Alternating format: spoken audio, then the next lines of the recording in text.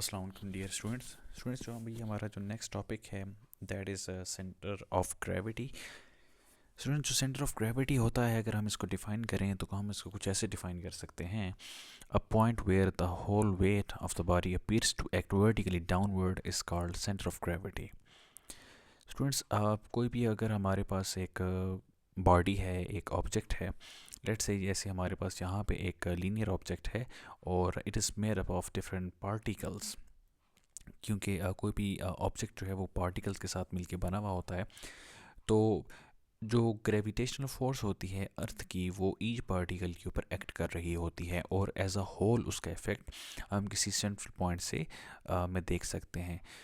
तो each matter, yeah, our body is made up of particles. Earth exerts gravity on each particle and attracts these particles vertically downward, which means each particle is trying to move downward. तो जो अर्थ की gravitational force होती है वो each particle के ऊपर individually लग रही होती है। एज अ होल जो बॉडी होती है वो डाउनवर्ड उसके ऊपर एक रिजल्टेंट फोर्स लग रही होती है। और उसका जो सेंट्रल पॉइंट होता है जहाँ पे सारी फोर्सेस को हम जिसको सारी फोर्सेस का इफेक्ट हम एज अ होल ऑब्जर्व कर सकें, वो उसका सेंटर ऑफ ग्रेविटी होता है।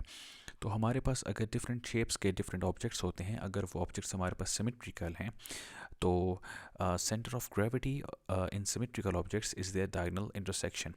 अगर हमारे पास सिमेट्रिकल ऑब्जेक्ट्स हैं like this square, circle, rectangle and triangle, तो उनका जो डायगोनल इंटरसेक्शन होगा उनमें, तो वही पॉइंट उनका सेंटर ऑफ ग्रेविटी होगा।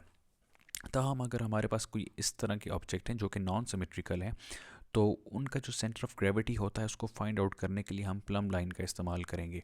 जैसे कि प्लम लाइन को इस पॉइंट के ऊपर हमने अटैच करके अटैच किया तो उसकी डायरेक्शन डाउनवर्ड हुई, तो हम यहाँ पे एक लाइन लगा लेंगे। सिमिलरली हम यहाँ पे प्लम लाइन को जब अटैच करेंगे तो उसकी लाइन लगा लेंगे similarly for all these points.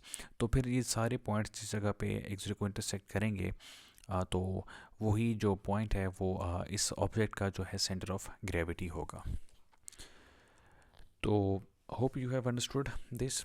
और स्टूडेंट्स, एक और बात को भी माइंड में रखिएगा, sometimes most of the time centre of gravity और सेंटर ऑफ मास एक ही होते हैं। जब तक कि वो जो ऑब्जेक्ट है वो ज़मीन के करीब ही हो या ज़मीन के ऊपर हो, तो हम अगर वो ज़मीन से दूर जाता है, मीन आउटर स्पेस में जाता है, तो उस टाइम उसके ऊपर जो ग्रेविटी की जो सेंटर ऑफ उसका ग्रेविटी होगा वो शिफ्ट करेगा डिफरेंट पॉइंट्स के ऊपर। वो उस जगह पे जो कि अर्थ के करीब है उसकी बॉडी में उधर ज़्यादा होगा और उस तरफ वो शिफ्ट हो जाएगा।